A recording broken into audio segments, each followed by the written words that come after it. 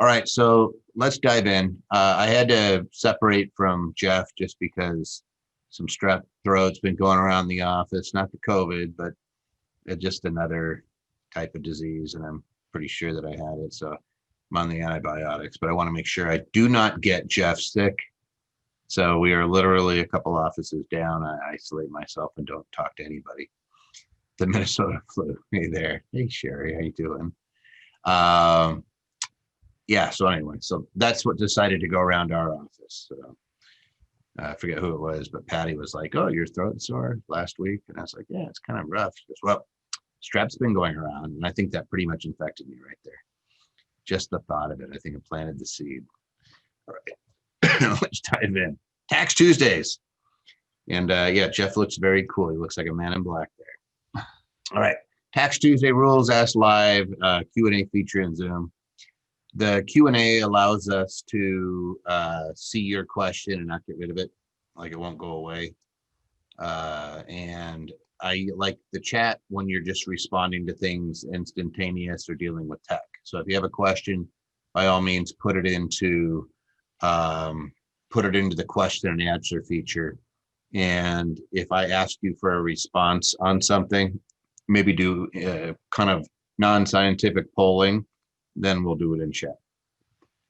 If you have questions during the week or you want to ask something for our staff, by all means, send it to taxtuesday@andersonadvisors.com. We get hundreds every week. That's where we pick a few questions every week. I always grab kind of the shorter ones to do them live. Some of you guys are like, yeah, sure. No, you should see some of these things. It's a book, and Patty misspelled Anderson Advisors, so you may want to retry that again.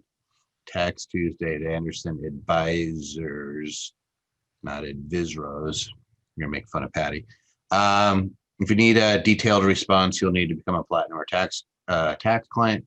By the way, we do have a couple of tax professionals on. Christos is on, and Elliot, and Pio. So you actually have some horsepower here on your questions. So this is the time to use it. If you want to ask a bunch of really good accountants good questions, then this would be the time. So lots of stock loss. Robert, how did you lose money last year? The market was giving us the money. So we won't make fun of that. All right, so this is fast, fun, and educational. We want to get back and help educate. So the whole idea is to get good tax principles so you're able to start using some logic to get through some of the stuff that's out there. So here's the opening questions. Oh, and I'd even say hi, Jeff. I've been talking to Jeff for the last 10 minutes. So I'll say, how are you doing today, Jeff? Jeff's doing good. Got my drink. Got a few nuts left. We're good. Jeff is living the Vida Loca. It's the calm before the storm of tax season, right? It never really ends here, but it gets intense at certain times. So the intensity. Looks like there's some trading questions, and somebody said, yeah, those are from 10 years ago. Okay, so it's not from this year. I was going to say you should jump into our Infinity class if you've been having issues. We've been killing it. So it's not like we're a proprietary trading system. We're actually a really boring trading system that works. We don't really trade. We buy good value stocks that pay you money, and then we like that. All right, opening questions. Can you accelerate a large capital loss carry forward instead of just offsetting from capital gains every year? So we'll go through that. That sounds like it's probably, Robert, that may be your question. Could you go over when would it make sense for stock option traders to do the mark-to-market election? Can you go through an example? Absolutely. Is there any additional tax benefit besides the federal solar tax credit when you install solar on a rental property? And we'll go over that too. We own shares of a real estate farm syndication that will have K1 passive income.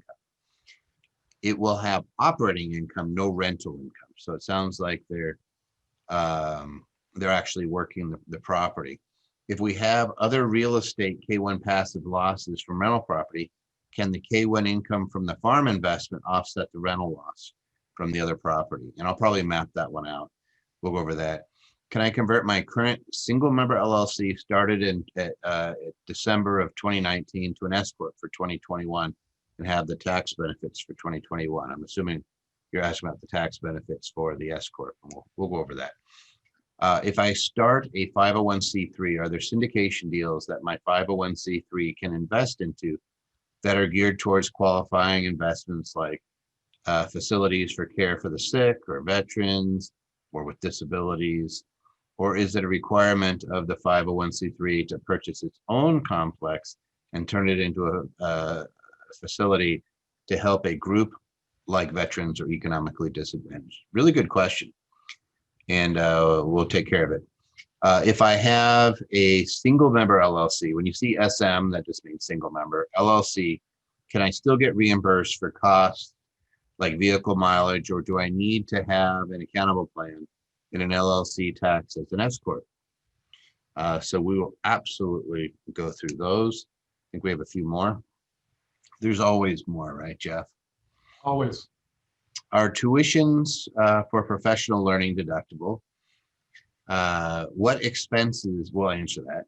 What expenses are you able to write off in your first year of having an LLC, specifically expenses associated with establishing your business, question mark. I heard that you can turn your EIDL loan into a PPP loan and get it forgiven if under 150,000. Is there a procedure to do that? Can you help us with it? And we'll go through that. And can my S corp pay me rent for my home office? And if so, is this considered personal income? So we have some pretty good questions today, and we'll zip into those. Right away, Jeff, what do you say about these large capital loss carry forwards? I hope you have a better answer than me, because the only way I know to get rid of large capital loss carry forwards is to have capital gains to offset them. There is no way that I'm aware of to accelerate those. Mm-hmm. And let me get my do not disturb.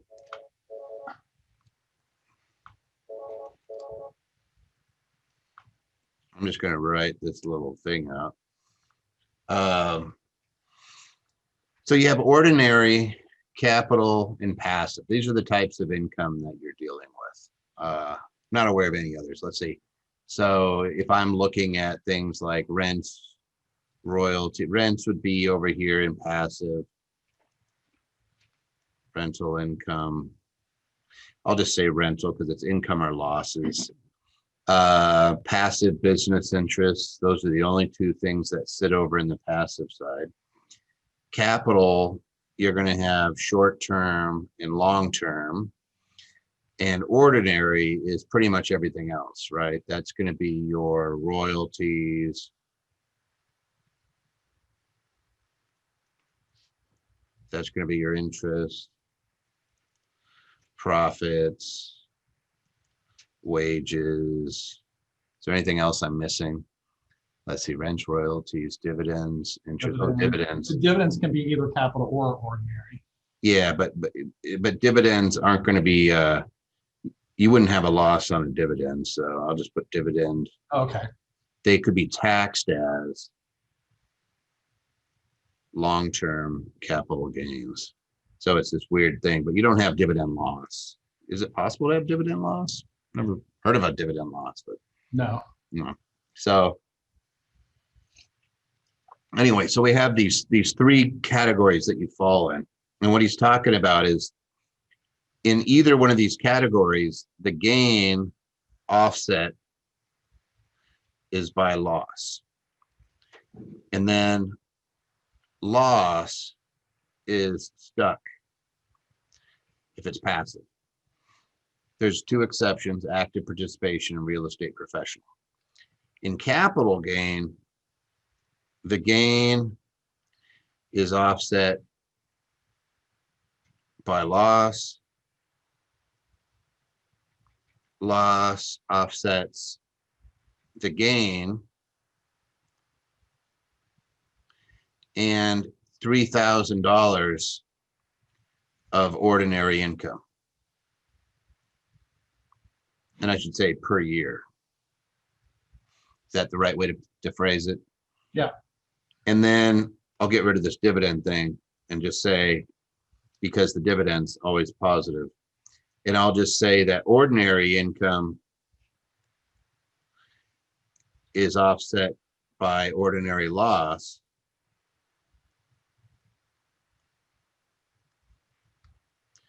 But ordinary loss offsets everything.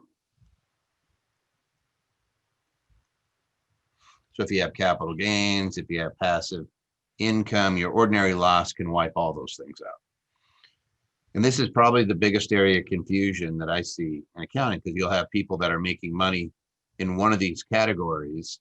They'll have a loss in one of those categories, and they may not be able to use it. So we have a big loss over here. And unfortunately, your loss carry forward, you even lose that when you pass away. So you better live a really long time, because you're going to be using that 3,000 against your ordinary income unless you can get some capital gains. So you have a tax appetite, a capital gain tax appetite, and it doesn't matter whether it's short-term or long-term. You just need to make gain because you have a bunch of losses, and it always depends on how much loss you have as to how much it's really worth, because you're going to get gains here. It's like you could go conservative and maybe do syndications or things where the gain level is going to be small, but you're going to get the extra because you're not going to pay tax on. Is there anything else I'm missing there, Jeff? No, I mean, the only way to really accelerate it is you got to sell stuff that has a large unrecognized capital gain in it. It might be a rental property. Your home could be a candidate, but that's got the large exclusion already built into it. You may have stock positions that have grown over the years that you've just never left or never done anything with. So it's just a matter of finding where you can generate that capital gain to offset those capital losses. I mean, if you got large capital losses, that's free money if you sell a stock that's got substantial gains to it. Mm-hmm. And somebody was actually talking about the depreciation, like they're starting to realize, wait a second, so it's over here.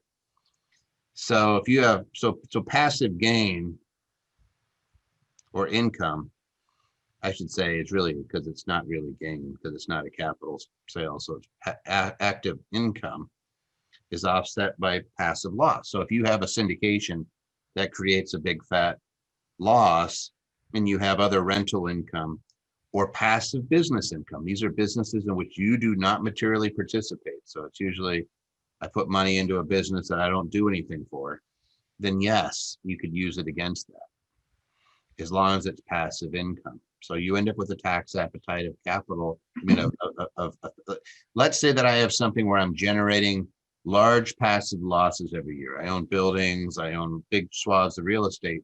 You now have a tax appetite to go into syndications and be a passive owner. And it's kind of weird when you start realizing, you watch the wealthy and you say, why are they investing in that? They would want control, because quite often they have a tax appetite. So they're willing to take less on something because they won't be paying tax on it. I hope that makes sense.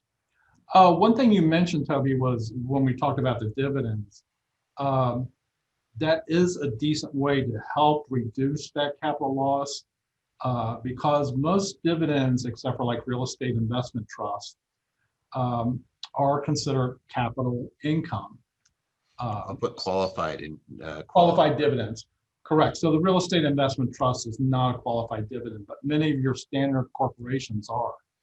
Yeah, so Johnson & Johnson, 3M, Lowe's, Federal Realty, well, no, I guess Federal Realty Trust wouldn't be, but I think this is one thing you talk about in Infinity too, that if you have a good dividend paying stock, it may not be growing much in value, but it could be generating a nice income stream that's not going to be taxed because of your capital losses. Mm-hmm. Patty, it's okay if they ask the questions relating to what we're hitting on right now. Patty's always going to tell you guys to put it in the Q&A. But what is a capital loss? Is an example of depreciating the value of a building? No, it's if you sell the building at a loss. So you actually lose money on it. Or if I sell stock at a loss, that's going to be capital loss. If you somebody's making fun of Patty. If you sell a house, you don't get any. That's personal property. You get no loss from personal property. So if you sell a car, you sell your house or something at a loss, it doesn't help you any. So it gets kind of funky. This is why you have an accountant. This is like completely promoting, but this is why you have Platinum, guys, is because you could put a question like this: hey, I'm about to do X. What are the tax ramifications? And we would look at it and say, oh, you've been holding, let's say you have capital gain. It's going to be short term, and you heard short-term capital gains really bad because it's going to be taxed as ordinary income. But then we see that there's capital losses. That's one of the first things they're going to ask you is, well, do you have capital loss? You might say, yeah, but it was from long term. Perfect. Use it against your short-term gain. It doesn't have to be the same. It just has to be capital gain and loss. And then you'll be like, wait a second. I mean, I can use something that I've been sitting on for years, afraid to take the loss, and it will offset my short-term capital gains off of some option trading I did. Yes, it's exactly what you do. And so it's just, asking the right, sometimes it's just getting clarifying answers and asking the right question will help you out. And then with the passive side, it's the same thing. It's once you realize that you have a tax appetite somewhere, then you can go into the right type of income, just like Jeff was saying. If I have a bunch of capital loss carry forward, maybe I should be doing dividend investing like crazy. Maybe I want to have capital gains. Maybe I want to sell option and get option premium because I won't pay any tax on it. And it gives me an appetite and tells me exactly what type of income I want. So I forget the name of the gentleman that had the capital losses, but that's Jeff's recipe right there. Qualified dividends, selling option on your stock portfolio.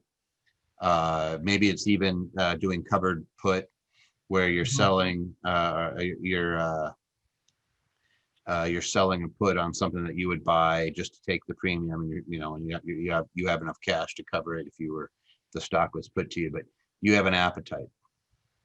And then somebody says, does being designated as a real estate professional impact all this? Only over here, and only with regards to loss. If you have excess passive loss, the two exceptions to that having to be used against passive income, or if I'm an active participant in real estate and I make less than 150,000, or I'm a real estate professional, in which case those losses become ordinary. It's kind of weird. Or in the stock market, if I don't want my capital losses to be treated as capital loss, I have to qualify as a trader. In which case, I would not only have to qualify as a trader, but then I would have to make a mark-to-market election. And then my losses and my income are considered ordinary. What happens is I move over into this category. So over here, you also have traders. And I tend to just freak out when I see traders because it's not supposed to be there.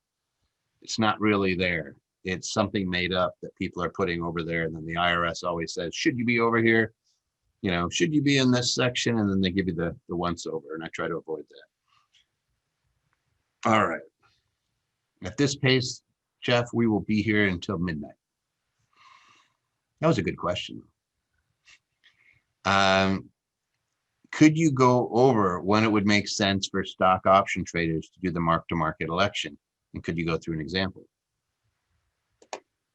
Jeff? You know my opinion. I've seen so many cases where people claim trader status and made the mark-to-market election. And the courts are notorious for saying, nope, you don't qualify, nope, you don't qualify, etc. It's very onerous rules that to be a trader. And I agree with you 100%. If you're going to be a trader, you're going to have to be doing, I would say, 750 plus trades per year with no time off and with no real W-2 income. Like, it has to be what you do. Then you get business that you're treated as a business and you get to write off expenses. Traders have the option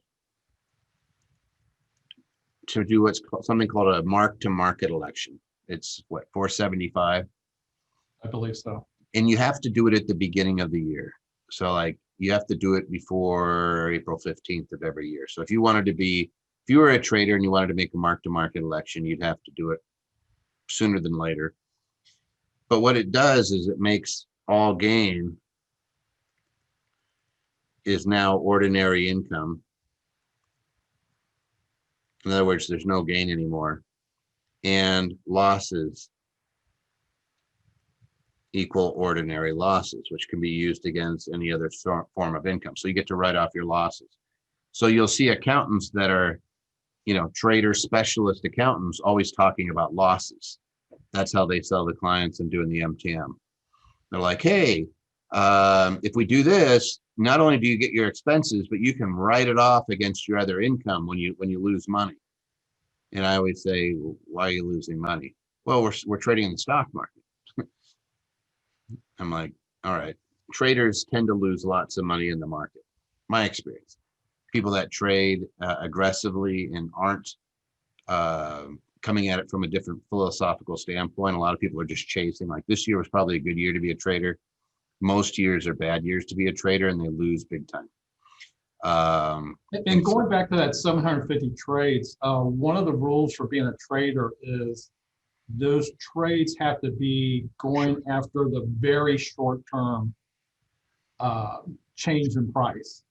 In other words, you're not looking at growth or investment, you're looking at beating the market daily. Yeah.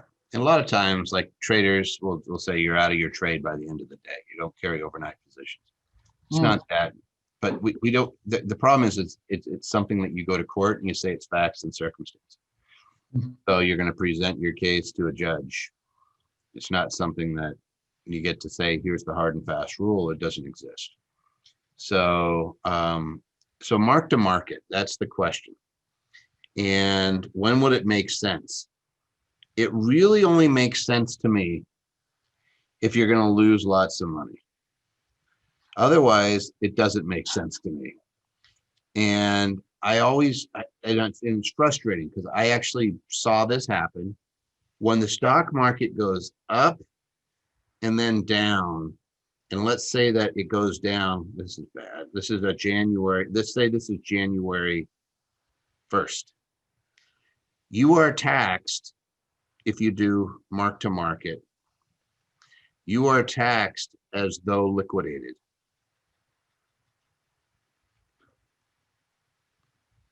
Meaning they treat you like you closed out all your positions. They treat it as though you sold it all. So you're going to have all this gain as ordinary income on December 31st, even though you didn't sell it. And then here we are, and this is probably, I'll go like this and say, oops, then you pass down. And let's say this is April 15th. You owe your taxes on all of this gain, but you didn't sell anything. And so Qualcomm is the example I always give, because Qualcomm had a whole bunch of clients doing the Qualcomm thing in the late 90s, and it ran up some ridiculous amount. It did like a Tesla, just ran way up and then gave it all back the following year. And if you had sold, you'd be paying most of it to tax. Like you were forced to be in a position where you had to pay the tax bill regardless of whether you sold it. And even if you liquidated your portfolio, there really wasn't anything left over after paying the taxes for a lot of those folks. And I was like, why would you do that to yourself? Doesn't make a lot of sense. And yeah, a lot of people are saying. So we tend to focus more on making sure that we have a partnership of some sort with a corporation, and it could be an LLC tax as a corporation.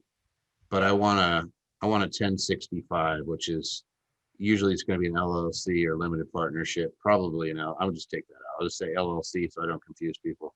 In that corporation, more than likely, it's going to be about a 20% partner, and it's going to be the manager.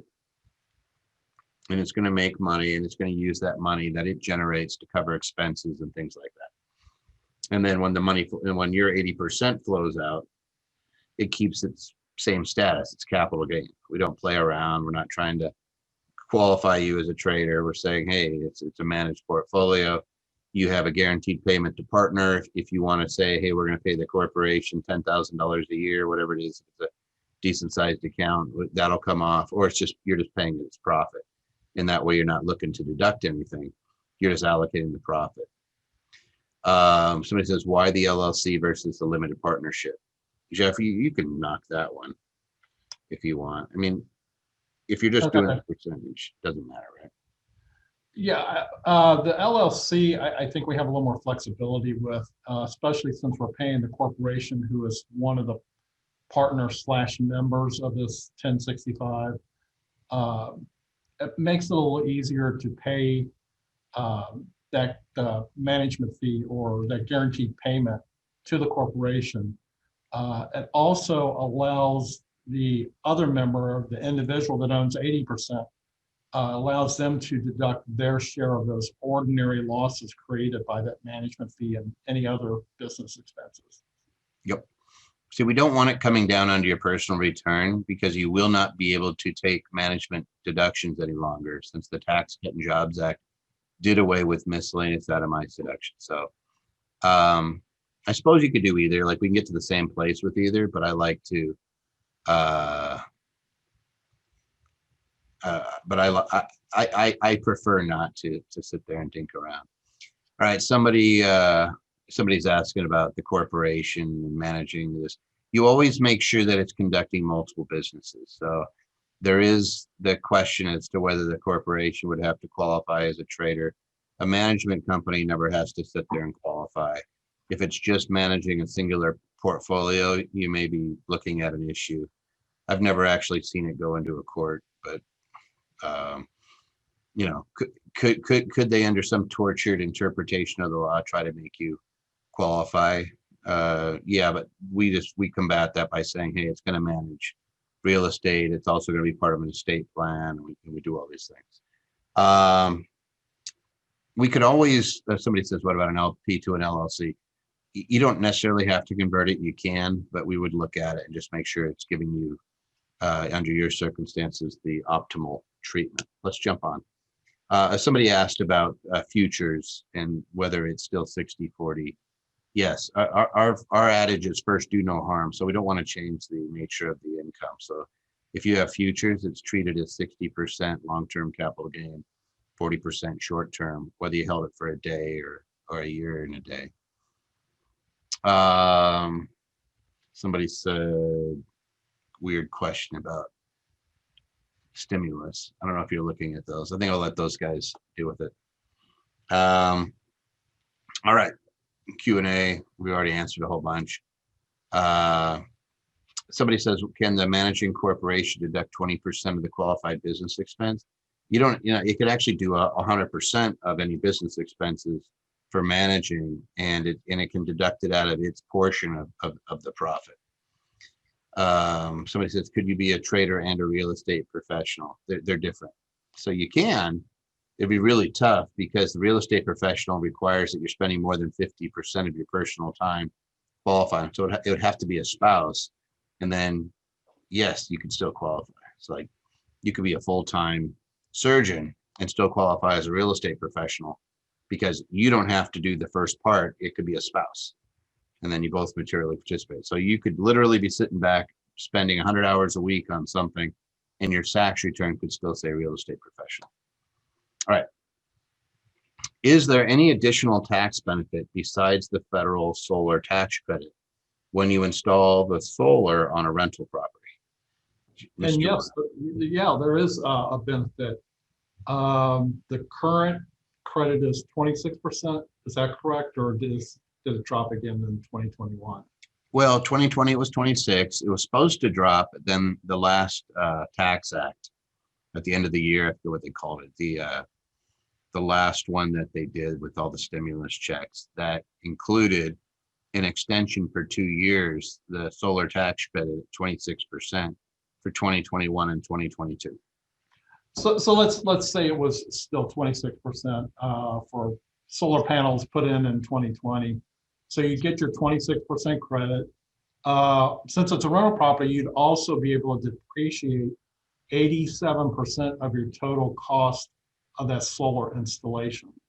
Hmm.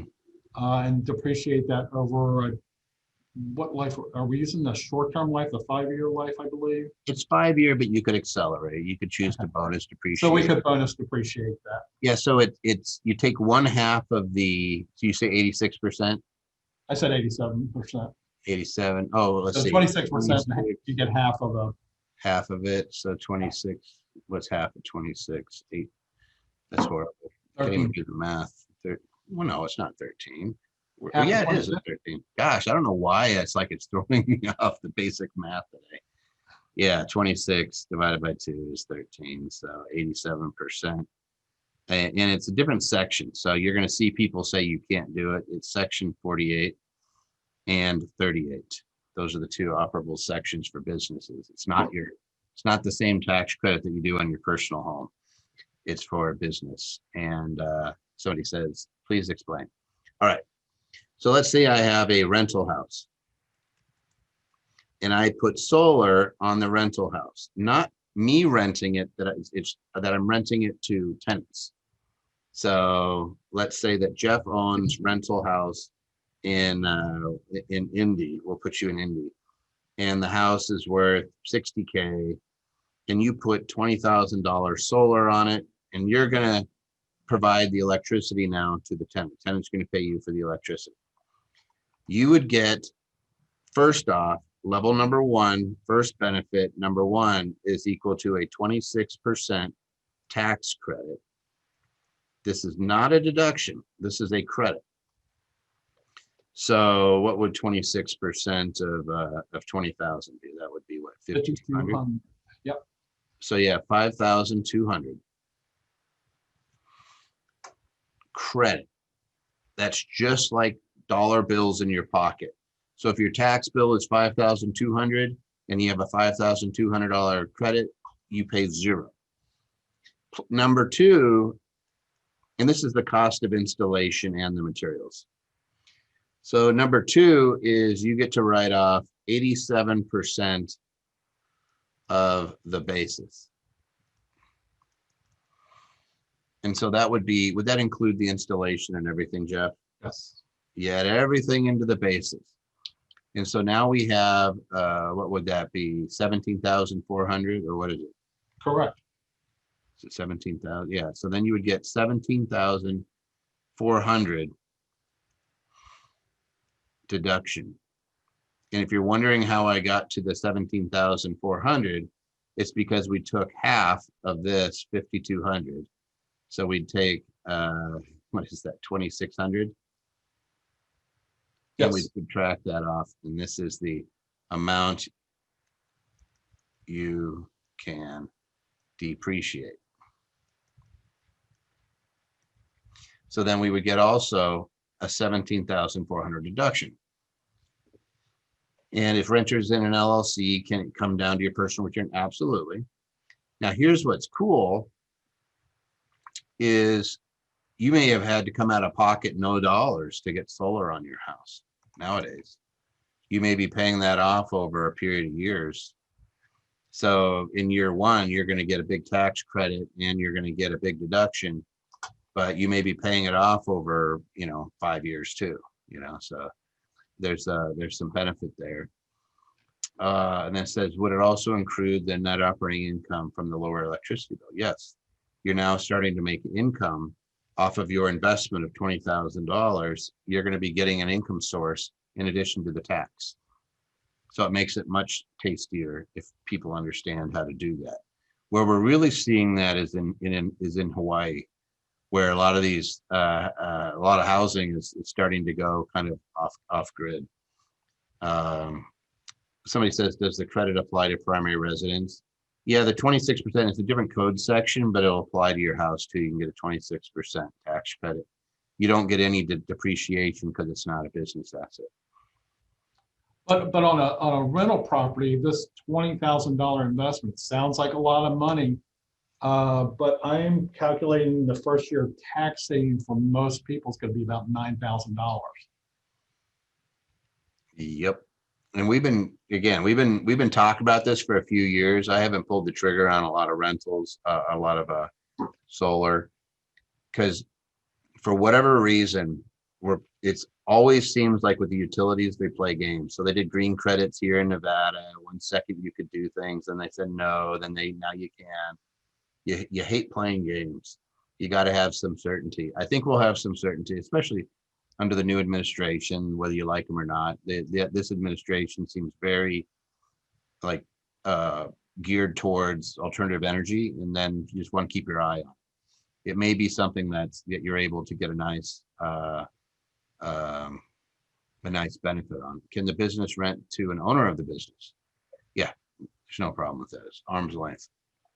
So if you have a business that's in the rental and you're actually renting it, then it's investment property, then absolutely. All right, more fun stuff. And by the way, we do have groups that actually do this with nonprofits. They put it on their church. They'll rent it to their church. They'll have an agreement, or whatever organization you care about. There were some water utilities that were putting these things out for people to put the property on so they could get the tax deduction on it. And they're instead of just depreciating it, they're usually trying to get a tax deduction. When does the credit become effective? As soon as you put the material, I think it's 10% completion. Yeah. And once you go that's the year that it becomes where you get the benefit. All right. We own shares, and I'll let you do this one, Jeff. I'm being bad. I'm Hobarting. We own shares of a real estate farm syndication that will have K1 passive income. It will have operating income and no rental income. If we have other real estate K1 passive losses from rental property, can the K1 income from the farm investment offset the rental loss from the other property? And what's really important to remember here is it doesn't matter if it's rental income or ordinary income. What matters is passive income offsets passive losses, regardless of the source, as long as it would normally, yeah. So in this case, the ordinary income from operating the farm is going to be offset, or can offset any of the rental losses that you may have coming from elsewhere. I'm always interested to see what Toby's writing. I'm just writing what you're saying. Okay. It's exactly right. So I drew up the three categories earlier. It's kind of funny that it's playing itself out throughout this. I didn't really intend to, but just because you have ordinary income doesn't mean that it's not from another source. So short-term capital gains, for example, are taxed as ordinary income, but capital gain versus capital losses, they're in their own little basket. Mm-hmm. So you may have passive income that is taxed as ordinary, but it's still passive, and passive losses offset passive income. So if you have passive operating income from a farm and you're not materially participating, then that is passive. And if you have passive losses from real estate, rental real estate activity, that is passive, and they offset each other. So then you could take, hey, I made a whole bunch of money from my farm, and I had a whole bunch of loss that I generated from, syndication I was in, or other, I totally had that off and I turned it back on when you were playing with yours. Whoops. So anyway, so it ends up offsetting each other. Ends up being pretty cool. Good job, Jeff. But you answer so quick, and I just blah, blah, blah on. Little to say. I think our guys are really hammering away on these. I'm trying to think. They've already answered 41, and there's about 18 open. Here's an easy one. Is depreciation recapture subject to the net investment income tax? I want to say that it's not. That's a good question that I really haven't ran across before. I thought you would know that just off the top of your head. I was like, oh, it's an easy one. I'll throw Jeff a softball. And it hit me right between the eyes. Yeah, because the capital gains would be, and the depreciation recapture is more or less a reclassification of some of those capital gains. So I'm going both ways now. I just like watching you squirm a little bit. Hey, Elliot or Pio or Christos, do any of you guys know? Put it in chat if you do. This is why we have the brain trust. Is depreciation recapture subject to? Don't worry, you're not going to see the question because I'm reading it off of the Q&A feature. It's something somebody's asking, and yeah, we don't put the questions up because it has their names on it. So Pio or Elliot or Christos, let's see if any of these guys know. Does depreciation recapture, is it subject to the net investment income tax? And Jeff, you could probably look it up in 2 seconds. I'm doing that. I know. It's kind of funny. You're sitting here and you're doing returns all the time. You're like, you see too many. Yeah, I'm not seeing our brain trust is doing something else. They're not listening to you, Jeff, or me. All right, let's move on. Hey, real quick, while you're doing that, Jeff, I'm going to tell these guys. January 30th, we have a tax and asset protection workshop. It's a one-day event.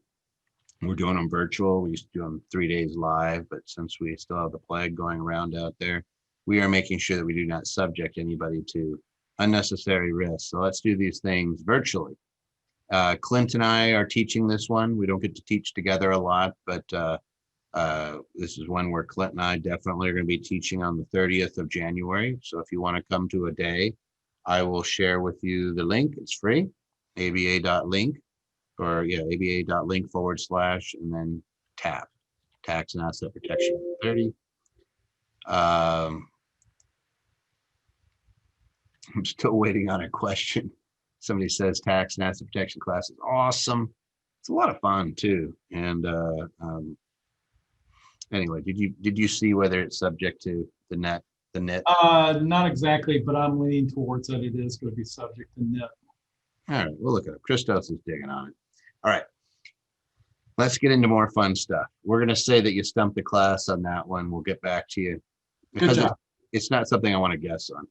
Can I convert my current single member LLC started in 12/19 to an S corp for 2021 and have the tax benefits for 2021?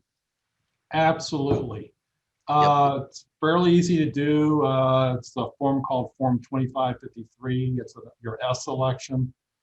The only stipulation I'm going to give you is it needs to be done by March 15th of 2021 to be effective as of January 1st, 2021. Okay. Now, could they potentially go back and do 2020? Would there ever be a circumstance where they make a late election? There is circumstances where they can make a late election. I don't want to say it's a guaranteed late election. They do approve most of them, but I've seen a number that they just, for whatever reason, decided not to. Do you have to have an excuse? Like, hey, yes, absolutely. Is bad accountant advice an excuse? Sometimes. Reliance upon a professional can be an excuse. All right. So sometimes you can go back. What you can definitely do, as long as the election is it's a 2553 election. And when you go from a disregarded LLC, which is what a single member LLC is, to the and make a 2553, that's all you have to do. You don't have to do, what's the other one, the 8332? Correct. What they call the check the box form. Yeah, so you can go back and then yes, you get the tax elections. And somebody says, what if I started my LLC in 2012? Can I still do the S election?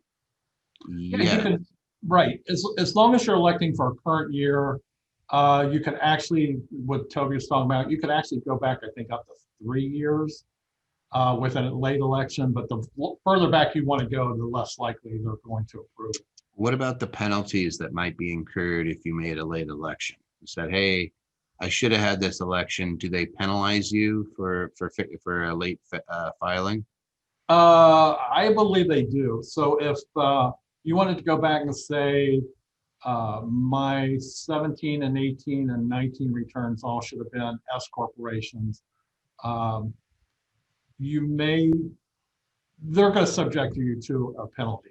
But I think that's a case where you need your tax professional to write a letter for reasonable cause that we didn't know at the time. There was a mishap or something that kept you from being an S corp timely electing. Yeah, there's no penalty if you change it for this year. So Chris, Correct. they're wrong on that one. So you can change to an S. I'm assuming that you haven't revoked an S election within the last 5 years. Right. So you still have to qualify for S, which means it's an individual natural person owning it. It's possible to do it through a disregarded LLC that owns it, possibly a living trust, but like first off, no foreign owners. not unless they're a resident. They just have to be a green Correct. card or here. So you have to qualify for the S, but then if you make it, it's forward looking. So there's no penalties, and it's not an issue if you start this year. That's right. So Chris, you're good. Even for changing this year, correct. So yeah, there's no penalty for late because there's no return due on it yet. So the question is, what if I changed last year and said, oh, I should have done it for 2020 and you did it now? You're not even late on 2020 yet. You'd be late if for 2019, you'd be late, and then you'd have penalties of what? How much is it per shareholder? I believe it's 205 per shareholder per month, up to a max of 12 months. Yeah. And then the date is the 15th day of the third month following the end of the tax year, right? So Correct. March 15th. And that date is also important, say you did convert your LLC for 2020. You need to either get your S corp tax return done by March 15th, or at least get an extension. So we'll just give you a big old yes on that one, and then all the other questions. Somebody says, Christo says the entire gain from the sale will be subject to net. There is no additional net on the depreciation recapture. So the gain on sale will be subject to net investment income tax, but there's no net on the depreciation recapture. So Christos, I just want to confirm that. So just the gain would be taxable. And then if you do a 1031 exchange, I imagine you could avoid it. If you had a bunch of capital gain loss carry forward, you could avoid it. So the depreciation recapture is subject to net investment income tax. Just verify that that's true. If it just by itself. So there's always two components. Correct. All right. Thank you. So no worry about that. I'm glad we didn't guess. That's why you keep accountants on the line. If I start a 501c3, it means I can actually mark that question off as the way I answered it too. Otherwise, it'll just be sitting there staring at me for the next three minutes. Maybe I already marked it off. Somebody says, what's the cost? I would just reach out. Like, those are really easy, David. If you're platinum, we'd probably just do it for you. If I start a 501c3, are there syndication deals that my 501c3 can invest into that are geared towards qualifying investments like facilities for care for the sick, veterans with disabilities? Or is it a requirement of the 501c3 to purchase its own complex and turn it into a facility to help a group like veterans or economically disadvantaged? Mr. Webb. We talked about this somewhat, about being an accredited investor, and then some of the syndications where you do not have to be an accredited investor. But I think part of my problem with this is if you're just investing in a syndication to fulfill the purpose of your 501c3, I'm not sure you're actually fulfilling the purpose of the 501c3. Right. So first thing to always understand is that 501c3s, generally when they're getting approved, they're specifying what it is that they're doing. So if you're doing a deal, like if you're going into the working and providing housing for the disadvantaged, and you have a very open definition, it could be low to moderate income housing, it could be veterans, it could be single moms, it could be any group that is disadvantaged, then it would qualify. And let's say you had the approval, then anything you do in that space that's furthering your purpose is going to be fine. Any investment you get into is also fine. Like 501c3s can do investments. The question is, after what we do here is we do a 5-year advanced approval process. So we get what's called an advanced ruling on your 501c3 status as a public charity, meaning that it doesn't have to do anything to qualify as a public charity. It's qualified based off of its plan. You don't have to worry. You're actually good. It helps. And the reason that we look at this is there are some safe harbors that are written in some of the from the Treasury as far as advisory opinions. Like, this is what we say is a safe harbor. 60% of your income, I think maybe as high as 70% coming from low to moderate income housing. That means that you automatically qualify going forward. I've never seen somebody deny. Like, when somebody goes and says, hey, I want to help people, it's not an issue. Just the safe harbor is, no matter what I do, they absolutely can't mess with me. But if you're doing things for groups like you're just mentioning, you're going to be absolutely fine. Everything here, this is like a big old yes, you could absolutely do it. Jeff is pointing out that if you're in a syndication, a lot of them are only for accredited investors, which means the organization would have to have over $5 million, or it would have to be in an investment where they allow non-accredited investors. That's the only thing. I've never really seen them. Actually, I could say I've never seen them question organizations that are doing this type of work, that are actually doing this type of work. So I don't think there's any. Anything else you want to add on that, Jeff? Nope. You're good, my brother. Let's see if there's a question or answer that we could do. Somebody just asked a very simple question that I thought I'd throw up there, which is, what if your rental burns down and you get insurance? They're replacing, generally it's a replacement value and there's no tax ramifications, but what you're not allowed to do is get like lost rents, get money for it, and not declare that as income. Right. So again, I don't think there's big. I had a rental property burned down. All they do is give you a check so you can fix it up, and it's just going to go into basis, so it's neutral. You're just going to write it off again. You're going to depreciate it. So just remember that whenever you have a rental property, the structure itself is what you're depreciating over time. It's 27.5 years unless you break it into its components through a cost seg, but you're depreciating it over time. So if you have something that gets destroyed and then you put it right back into service, you're just redepreciating. I suppose that if you had something burned down, you could say, hey, I'm retiring the whole roof and take a whole bunch of depreciation and then write it off the new part again. If you retired, like, again, if your whole house burned down, you may get a little tax benefit there. Yeah, the only time I've ever seen issues is when a property was overinsured. And that's not only a tax issue, that's an insurance issue also. Where you're receiving more money than the property was actually worth. Yeah, that's but all. look at it. So, so I guess what I would say to you, Annie, is, send us over your situation so we can look at it and just see what you're getting compensated for. Because like missed rents, definitely. If they're fixing something and it's a repair, then I would say probably no. Insurance proceeds tend to be non-taxable. It always depends on what they're for, though. Hey, you could always follow us on social media. By all means, jump into any of those, and you could jump in and you could follow us. We do put a lot of material out there, and from what you guys are asking, some of you guys may actually benefit. Somebody says, "What software program are you using?" It's right on the screen. I use what is it, Surface Studio. So I have a big screen that I can draw on, or I use Surface Pro.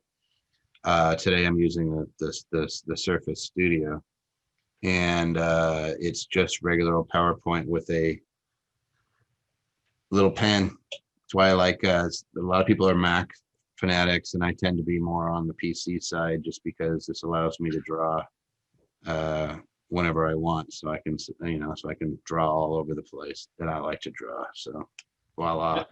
And I'm still using DOS. So You're still using an abacus. Some of you guys, I see him in there and he's like moving beads across the big stick. I'm like, Jeff, you should go move up to a calculator. I'll even spring for it. If you have a single member LLC, can I still get reimbursed for costs like mileage, et cetera? Or do I need to have an accountable plan in an LLC like an S Corp? and with the single member LLCs, you can certainly reimburse your costs, like the vehicle mileage. And you mentioned accountable plan. You got to remember that when you're reimbursing for vehicle mileage, you're actually keeping track of your mileage, which automatically makes that an accountable plan. Mm-hmm. An accountable plan is just you're saying that you are accounting for the costs that you're reimbursing. A non-accountable plan would be like you may have a traveling salesman that you just throw $1,500 a month at them for auto expenses and don't expect them to report back what they spent it on. And that would be a non-accountable plan and has totally different ramifications. Anything you want to add? No, when you have an accountable plan, I tend to think of that as employee, employer. Right. When you have an item like rental property, for example, you have a single member and you have expenses directly associated with that property, then it's really not, you're not reimbursing an employee anymore. You're just taking a direct expense. And so it's just subtle difference, but it makes a big difference depending on the type of activity you're doing. No, you're right. Go ahead. No, you're right. This would be more of a direct expense of the LLC. So you're, reimbursed. yes. So it's not that it's handing, like in this particular case, it's not really handing you the money. You're getting the rental money, but it's taking a deduction. In the case of an accountable plan, think of you working for Microsoft and you incurring expenses that you turn into Microsoft and it hands you money, and then Microsoft writes it off. What you're not having here is the reimbursement. So it's just writing it off, but it's your money and there's no difference between you and the entity. Do you have to put accountable plan language? Only if you are doing, so in an LLC, you have accountable plan language if you are an S Corp or a C Corp for tax purposes. Otherwise, it just says that it's allowed to incur expenses and can pay those. And so there's no difference between you and the entity when you're a single member. It's just you. So you're already incurring the expense for the mileage. You're not getting reimbursed. You're just writing it off on your tax return. It's a subtle difference, but it makes a big difference depending on what you're doing. Are tuitions for professional learning deductible? So I don't write these guys, so don't make fun of the tuitions, but I kind of like it. So tuitions for professional learning deductible. I guess it's plural. I guess you could say it is. I'm not looking that up. And we haven't said this yet today, so I'll say it now. It depends. So if you're in a business where you have professional learning, you can deduct it in that business. Mm-hmm. If you're talking more along the lines of deducting professional learning as a tuition expense or a tuition credit, it's not eligible for that. So about the only place I can think of to deduct it is within a business at this point. Yeah, so or get your employer to reimburse it.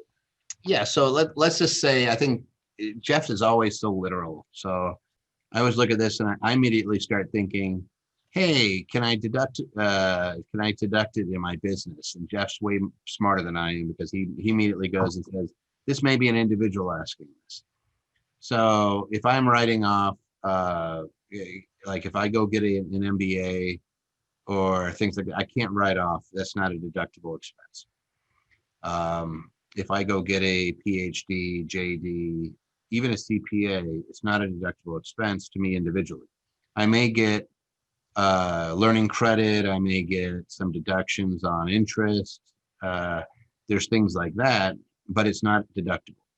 Now, if my employer sends me to improve my skill as an employee, or if it's part of my licensing. So like Jeff is a CPA, he has to go to continuing education. I'm an attorney, I have to go to continuing education. All of those are deductible.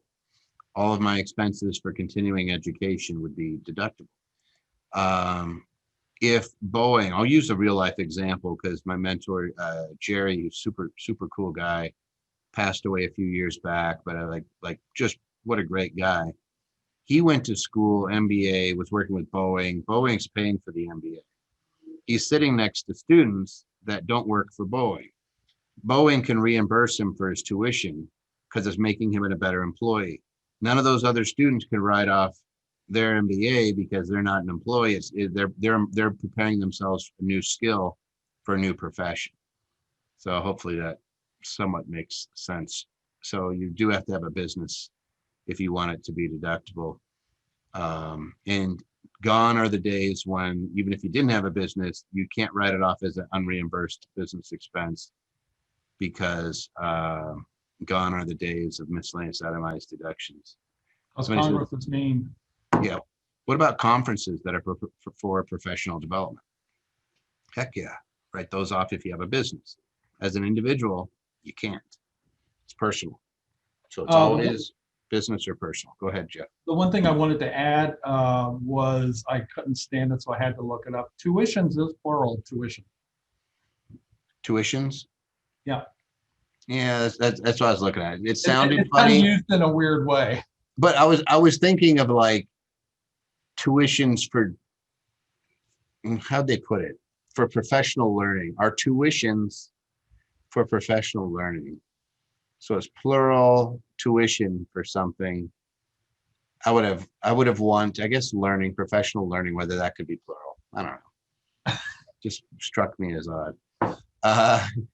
Can a 14-year-old have a business and how to pay taxes? They can be in a business and you would be owning it, more than likely their interest for them until they're 18. But yes, they can be a member of a business and they can work and they can pay taxes just like ordinary people.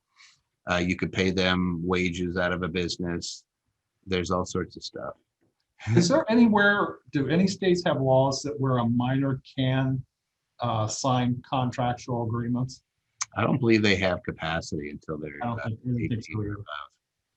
above. Somebody says, can I get a copy of the recording? Yes, we send out the recording, and then somebody says tuitions. The British say it that way, so you know it's correct. You're probably right.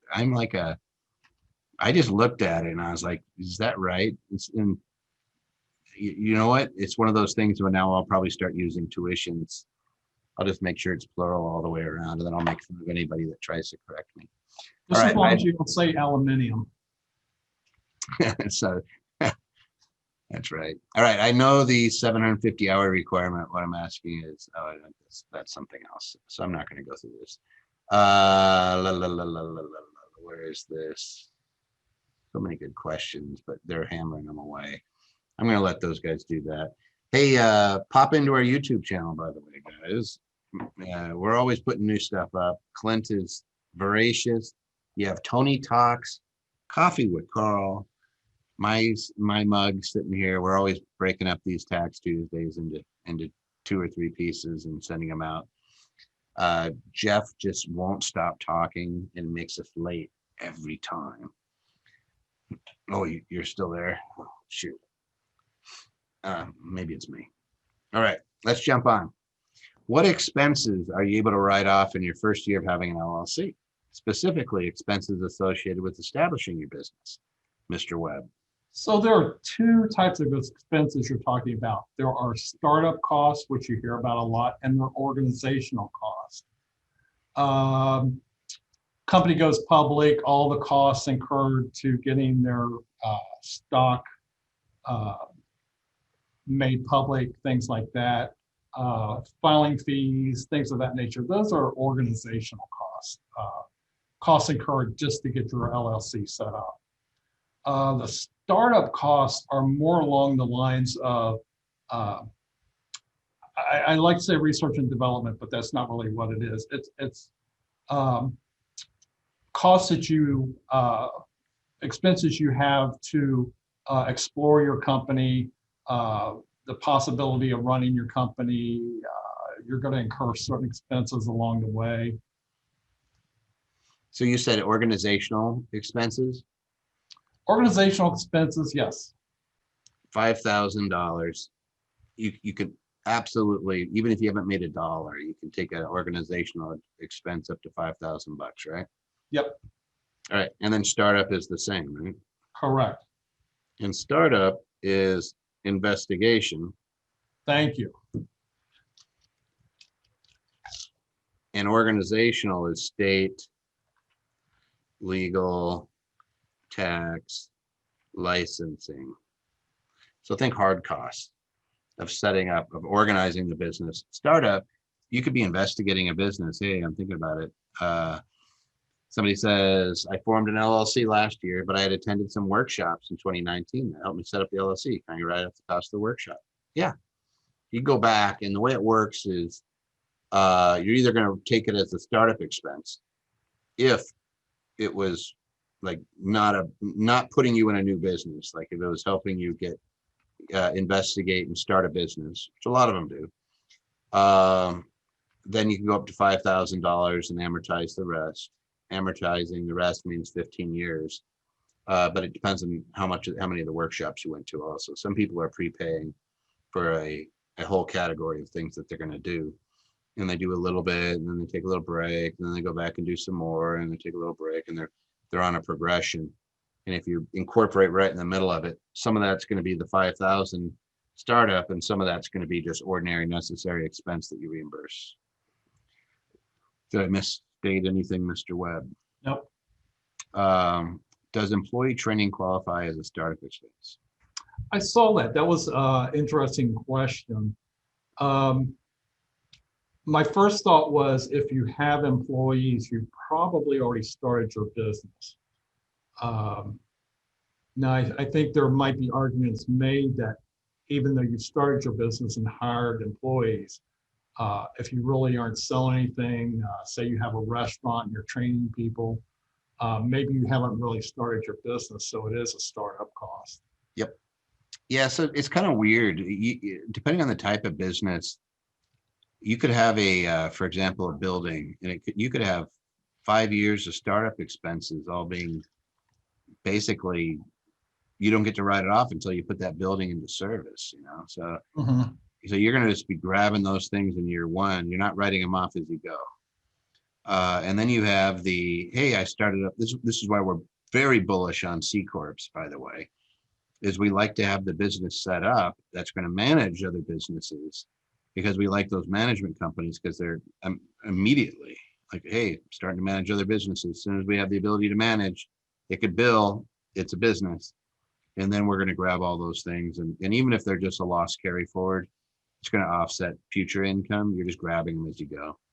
Somebody says, what about the cost like supplies, equipment, desks? I'm just reimbursing you those probably as ordinary necessary. I doubt I'm going to grab those as a startup. I'm just going to say, thanks, James, for buying some supplies. If you used up the supplies during the investigation, then that would be a startup. But if 100%. Yep. So this is the big, it depends. It's because it's facts and circumstances. Even going back to any equipment you buy before you actually start your business, we're going to throw that into the business as a capital purchases and depreciate them or bonus them. I don't have to give it cash. I can give it a bunch of desks, right? Yep. And I value that. Let's see. Somebody says, if you haven't answered this already, I live in Maryland. Do you have suggestions on finding a really good CPA with real estate background who can do my taxes? You can reach out to us. We're happy to do them. Or what I always tell people is don't hire people that don't do what you do.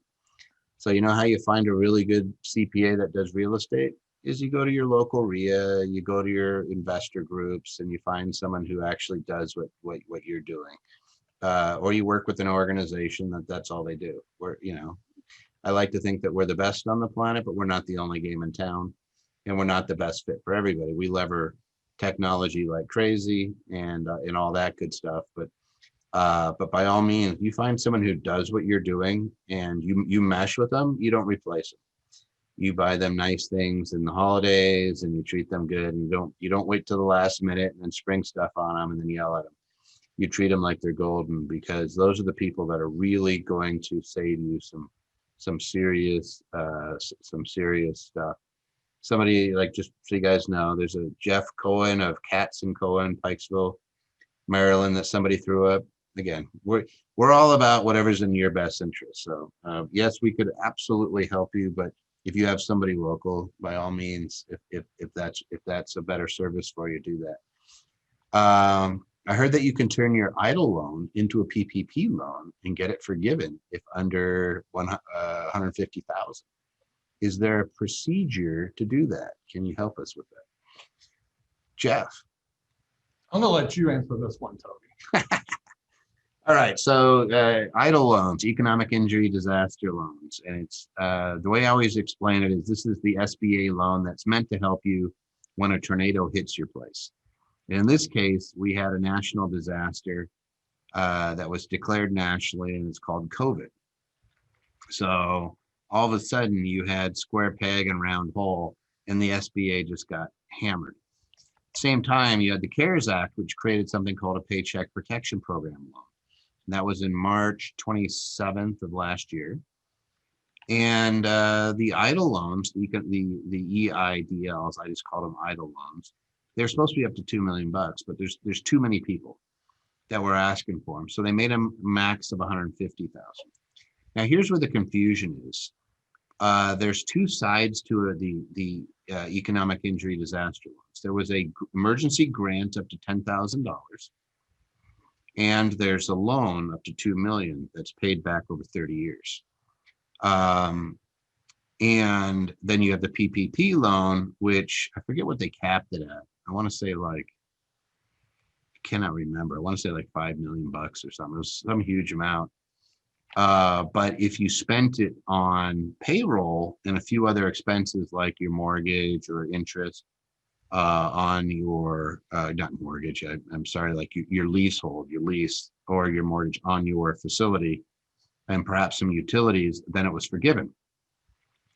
And so you could get the entire amount forgiven. Well, the EIDL loans allow you to spend things on payroll and utilities and things too. And so what ends up happening is if you have an EIDL loan and you have a PPP loan, you need to use the PPP loan on certain expenses. But your EIDL loan, you could still use on those expenses if you want.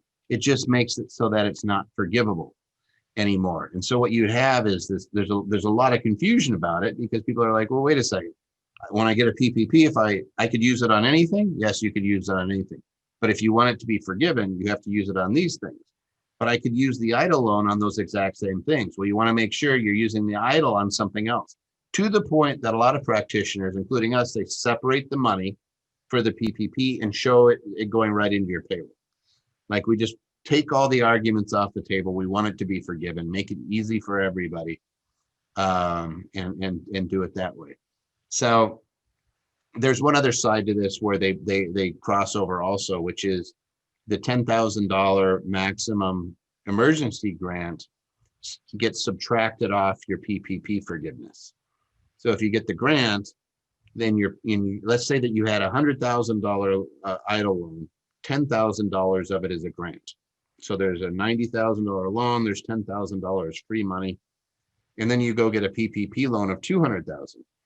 Well, when you go for forgiveness, that $10,000 grant gets subtracted from the $200,000 PPP loan. So now you have $190,000. I know it gets confusing.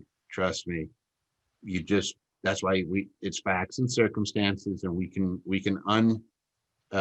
simplify it for you. Let's say we can unconfuse it for you so you know exactly what you're doing. But no, you don't turn an EIDL loan into a PPP loan. They're two very different programs, completely different sections. A PPP loan is a fancy way of saying we're going to give regular banks money to loan to people, and then we're going to pay it for them if they meet certain criteria. So the money came out of your local banker's account, and they're going to get reimbursed from the SBA. The EIDL loan, the money came directly from the SBA. There is no third-party lender involved, and you're going to pay it back. It's an actual loan. Fun stuff. Somebody said, thanks for the private answer, much appreciated. Oh, that we don't have to do that. Some banks are offering to refund the part that the PPP was reduced by. I don't know what that means. You can always pay back the PPP if you want to call it. It's kind of like a refund, I guess.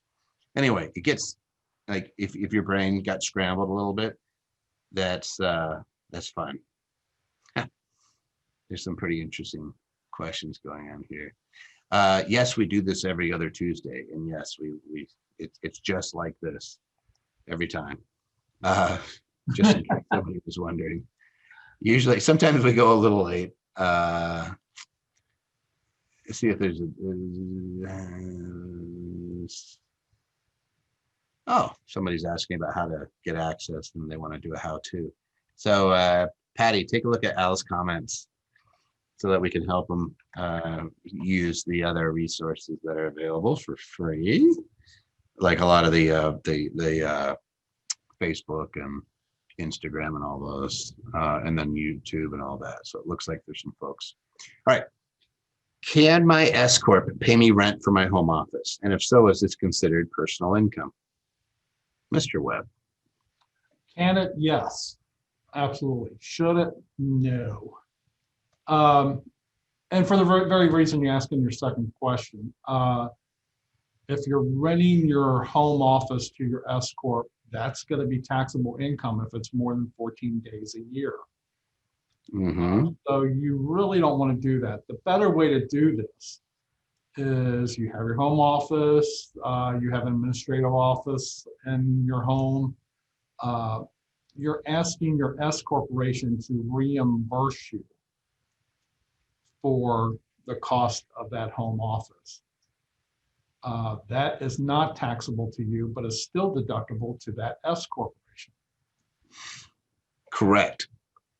Absolutely.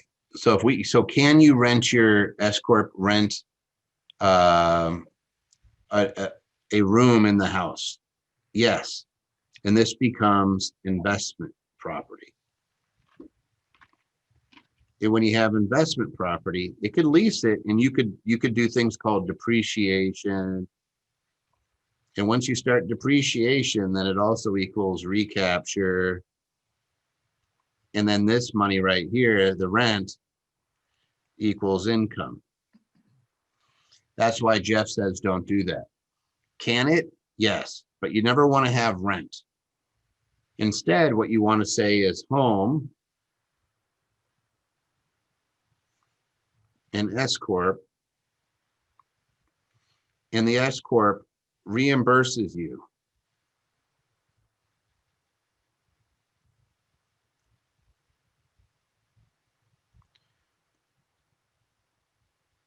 And so what's really going on here, and this is not something under an accountable plan. This is why we like S Corps and C Corps, because we don't have to worry about depreciation recapture. We don't have to file that silly home office deduction form that you do as a sole proprietor. What we're doing here is we're just going to reimburse you the reasonable cost of that space that it's making available to the business. You still have to meet the requirements of saying, hey, it's exclusive use. So let's say that you have a 3-bedroom house, 2 bath, 1 living room, 1 kitchen, and maybe no, that's good enough. We'll just call it that. And you take one of the bedrooms and you make it into an office.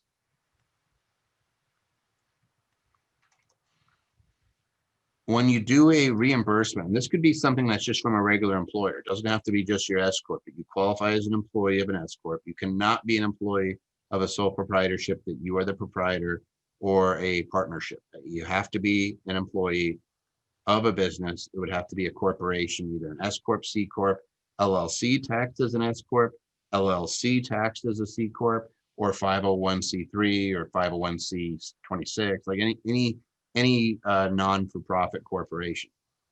Then we could sit here and say, all right, we're not going to count the baths, but we're going to count up these rooms, and we have 5 rooms. And so you can reimburse 1/5 of all expenses associated with the house, including mortgage, utilities, if you have a cleaner coming in, all that stuff. Now it could just reimburse you and say, thank you. Or you could do net square footage, or you could do gross square footage. You have some choices there. But that S Corp could just reimburse you. And then what we look at is reimbursements equals no tax, no withholding, no social security, nothing. It's free money. So let's say that Jeff said, Toby, on your way into work, hit Pink Box donuts and bring in a couple dozen donuts. And I bring in some donuts and Jeff hands me some cash and says, the business reimburses you. Can they do that? Or writes me a check, whatever it is. The business can reimburse it. If they have the receipt and they paid for it, then yeah, they can write it off as an expense. What do I do with the cash? I'll tell you what I do with it. I stick it in my pocket. I don't have to report it anymore. I just got reimbursed. And that's the difference between if I sold the donuts to the business, it could give me 20 bucks, but I'd have to recognize that 20 bucks and then I would deduct the cost of the donuts against it. So I could still be in the same place. I could just be at zero, but I'd have to recognize it as opposed to just getting reimbursed for the donuts. Here's what my cost was. I don't have to do any paperwork. I didn't sell anything. I just got reimbursed. Does that make sense? Did I say anything crazy, Jeff? No, I'm just picturing you going through the company selling donuts, so. I could do that. So 5 plus 5 equals 10. No, 5 plus 5 could equal 0. See, we always have to define what we're using, Brian. See, somebody, a good accountant once told me that. They said, hey, what's 2 plus 2? And I said, it's 4. And he goes, no, it depends. 2 chickens with 2 wolves go into a room together. 2's coming back out, right? Because the wolves are going to eat the chickens. Some of you guys are slow. You make fun of you. They always think it's the accountant doing something shady. It's like, no, it depends on what it is. So does the answer to the office reimbursement question change if the S Corp has another office location? Scott, it used to. In 1993, they changed the rule and you can have an administrative office so long as it's where the employee is doing their administrative services, or if it's at the convenience of the employer. So like during COVID, a lot of employees are, the employer wants them to work from home. And so could the employer be reimbursing them? Yeah. Most are saying, hey, you can, which case they're not forced to. So there's a big difference. If I say, you cannot ever come into the office ever again, you need to work from house, then I should be reimbursing you for some of your expenses associated with it. Most employers just pay for all the cost of the items, like a computer and maybe some equipment, keyboard, things like that. But if an employer forces you to work from home and they don't do that, you actually probably have a claim against them. Could they also be reimbursing you for the use of your house? Absolutely, they could. Most aren't, because it's just like, hey, I already provide you with the workplace. We have a lease, right? And they're already paying that expense. But let's just say they said, you know what, Jeff, everybody's going to work from home. Yeah, I should probably be reimbursing you, or at least covering the cost of your stuff. Anything on there that I say that's crazy, Jeff? Nope. Yep. And then did you say whether or not this home office reimbursement would have to be done under the accountable plan? Yes, it would be under an accountable plan. In accountable plans, there's a lot of misnomer about it. The accountable plan doesn't even have to be in writing technically, though we recommend it. Accountable plan just basically says the process in which you get reimbursed. So I provide, here's what my expenses are, and then you cut a check, and there's something there that says you're supposed to provide backup when asked, so that the employer could basically write it off. Oh, one thing I want to say, Toby, is I know you put down mortgage. They could reimburse you for your mortgage interest, not your mortgage payment. Yeah, your mortgage payment is, you don't have to because you're basing it off the value of the property, and you get a portion of depreciation as a recovery. So it kind of sounds weird, but you're being reimbursed for the fact that your house is being used, but it's not tied to the exact mortgage principal. The interest, yes, even if you're paying your interest really fast, if you're paying it, it can reimburse it. And this is where, for those of you who live in states with where the SALT limitation is affecting you, this is how you can get some of that money back in your pocket as a deduction. Where, you know, some of you guys are phasing out of your the $10,000 cap, and you're like, shoot, my mortgage, you know, my mortgage interest is $14,000 a year. I'm losing out. Here's a way you can get some of that back in your pocket. Anyway, I think we did good. I always go too long, and now I'm feeling really self-conscious that it's almost 4:30. So let's finish this up. You can always go listen to our podcast. We do put these up as recordings in our podcast too. You can absolutely go through. Some people actually said thank you for all your knowledge, Jeffrey. Jeff is really smart, and Jeff is very measured, as opposed to yours truly, who sometimes pontificates. AndersonAdvisors.com podcast. You can go in there. This is what it looks like. You see Jeff. I took his sunglasses off. He was wearing the Men in Black. He was looking pretty good. But you can go in there and also see all the other podcasts that we do. We like to put up there a lot. I just did one with Frank Cottle, which is going to be really, really cool. He's one of the largest virtual office providers in the world, one of the largest in the United States as well. And we had a really good discussion about the future of office space. If you happen to be in office, be on the watch out for it. It went a little long too, but it was really good. Frank's a buddy of mine, and he's really, really smart. He knows Dickinson that owns Regis, and they're very good competitors. And they're a lot of fun. He was fun to have on. So he'll be a podcast. There's always really good folks in the podcast. If you want replays of all of these, if you really want to go back and listen to everything we've ever done, we're on 100 and something. I think you can see them in your Platinum portal. And what else? Send your questions in. Again, I grab your, out of the questions that are sent in, we send them around to the advisors. A lot of folks just answer them.